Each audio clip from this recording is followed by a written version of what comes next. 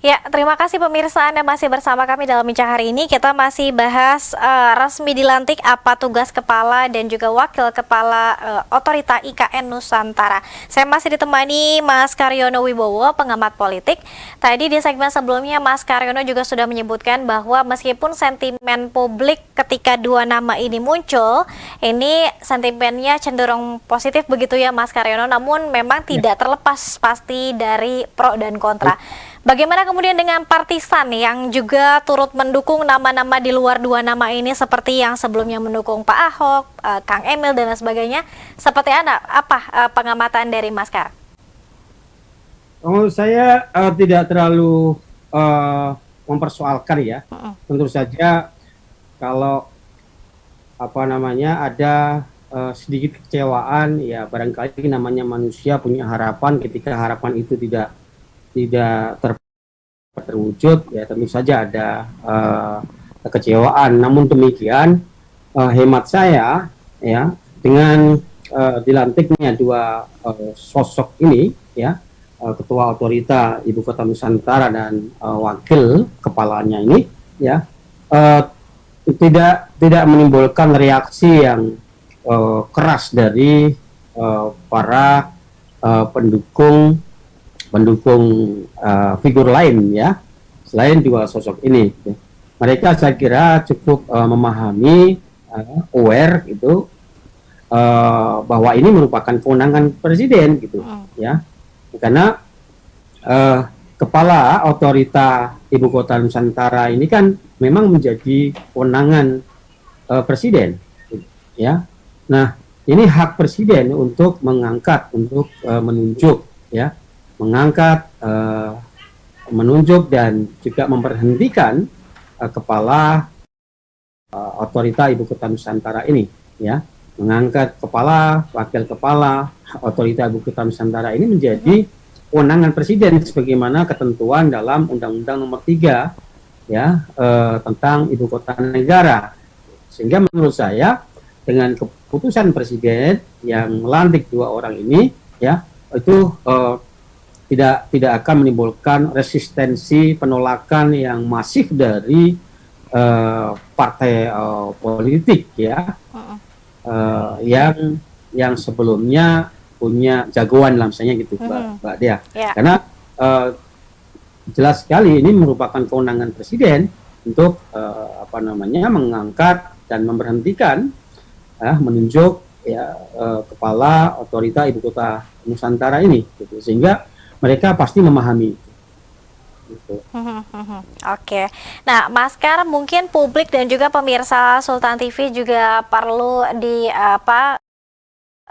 apa kemudian yang menjadi tugas dari Kepala Otorita IKN dan juga Wakil Kepala Otorita IKN, khususnya ini setelah dilantik, bagaimana tugasnya, kemudian kedudukannya seperti apa, apakah dia sejajar dengan gubernur atau mungkin sejajar dengan menteri? Ya, kepala otorita IKN ini kan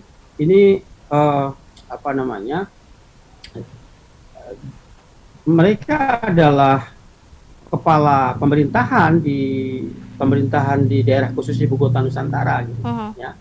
Jadi ini levelnya memang dia pemimpin daerah ya, pemerintah daerah khusus gitu. Nah, tapi kepala daerah otorita ya Ibu Kota Nusantara ini kan tidak dipilih melalui pemilu gitu. Ini ya oleh presiden, ditunjuk oleh presiden, diberhentikan oleh presiden ya. Nah, kepala otorita IKN ini ya masa jabatannya 5 tahun sama dengan kepala daerah yang lain. Bedanya adalah kalau kepala daerah yang lain ya itu kan dipilih melalui pemilu gitu. Nah, kalau kepala daerah ya Ibu Kota Negara ini itu yang sekarang ini ya itu dipilih oleh presiden gitu ya. Kepala dan wakil kepala otorita ini dipilih oleh presiden dan diberhentikan oleh presiden. Nah, eh, kewenangannya ya sama seperti kepala daerah yang lain, tetapi Ya. memang ini karena ada kekhususan gitu, ya. Eh, apa kepala otorita, ya dia pemimpin pemerintahan negara, ya, daerah khusus ibu kota negara gitu, ya. Nah, tapi bedanya kan kepala daerah ini, ya, ini diangkat oleh presiden gitu, ya. Nah, eh, kepala IKN ini, kepala otorita IKN ini cukup luas ini, memiliki banyak kewenangan, ya, diberikan kewenangan, keleluasaan, ya, dalam mengatur ibu kota, Mbak Dia. Ya.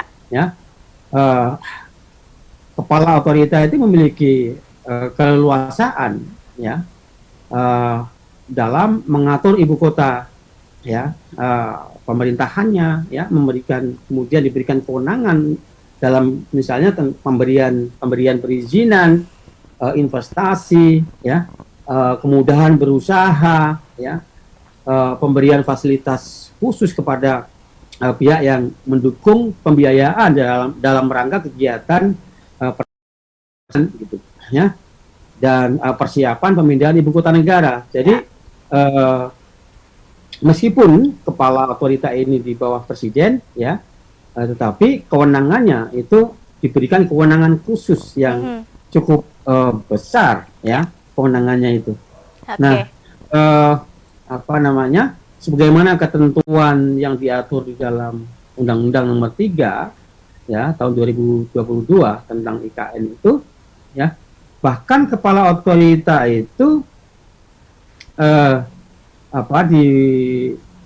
memiliki kewenangan untuk menetapkan jumlah kursi DPR, DPD di sana gitu, ya, yang seharusnya itu menjadi kewenangan KPU gitu kan, sebagaimana diatur dalam Undang-Undang Pemilu gitu.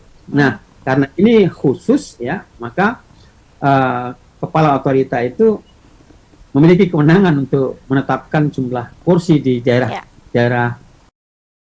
itu nanti. Jadi kewenangannya cukup besar luas, gitu, ya, cukup luas gitu.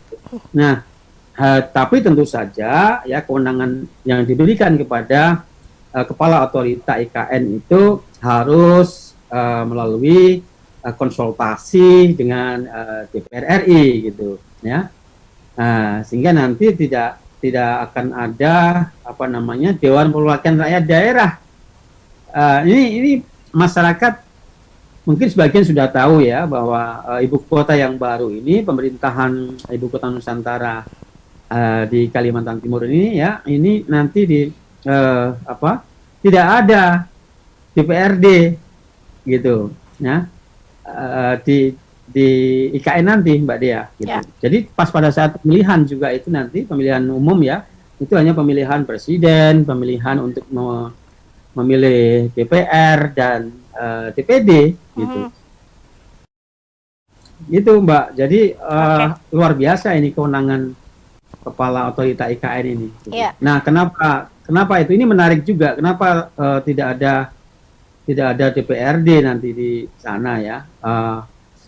Mungkin, ya, ini akan mempercepat dan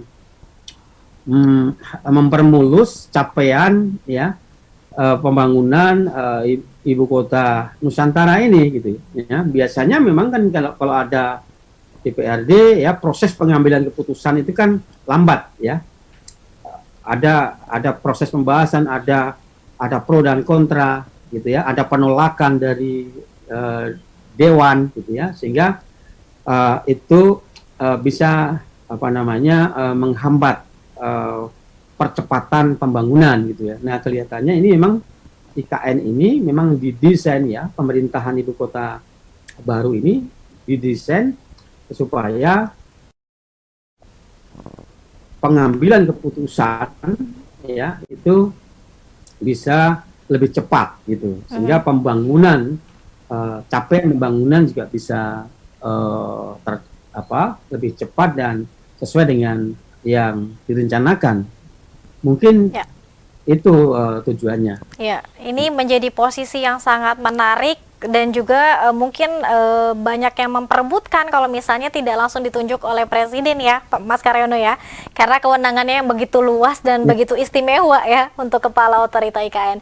Nah, ini masa jabatannya 5 tahun, Mas Kar. Namun ada pemberitaan juga menyebut bahwa IKN Nusantara akan rampung seluruhnya, sudah pindah seluruhnya dan juga siap dipakai. Ini kurang lebih pada tahun 2045. Artinya akan ada pergantian terus untuk kepala IKN, bergantung juga kepada nanti siapa presidennya, begitu ya Mas Kar? Oh ya, karena kan amanat Undang-Undang Nomor 3 2022 itu kan uh, memberikan kewenangan kepada presiden untuk mengangkat dan memberhentikan kepala otorita IKN gitu. Nah, sehingga tergantung pada presiden. Nah, kalau soal masa periode jabatan kepala otorita kan memang sudah diatur dalam satu periode itu 5 tahun gitu. Tapi presiden bisa mengganti di tengah jalan, ya, sebelum 5 tahun bisa diganti. Nah, tergantung nanti ya penilaian presiden seperti apa gitu. Ya, apakah kalau dia berhasil ya sesuai dengan capaian. Nah, karena presiden ini kan pengen cepat tuh. Dalam pidatonya kemarin kan mengingatkan kepada Pak Bambang Susantono ya. Dan wakil kepala otorita ini ya itu agar dilakukan percepatan gitu. Nah, artinya kalau kepala otorita ini tidak mampu memenuhi keinginan presiden dan keinginan publik tentu saja ya tentu bisa diganti di tengah jalan gitu. Ya, tidak harus menunggu 5 tahun. Gitu. Nah, tapi setelah 5 tahun, bisa dipilih kembali. Ini menurut ketentuan Undang-Undang Nomor 3. Gitu. Setelah 5 tahun selesai masa jabatan, bisa diangkat kembali oleh presiden. Jadi ini kewenangan presiden yang sebagai pemegang kekuasaan pemerintahan, gitu. Bisa diganti kapan saja ya, bisa menunjuk siapa saja yang dipandang memiliki kemampuan untuk memimpin ibu kota negara, ibu kota Nusantara ini. Ya, oke, bisa jadi ditunjuk kembali setelah 5 tahun juga bisa jadi ya Mas Karyono ya. Oke.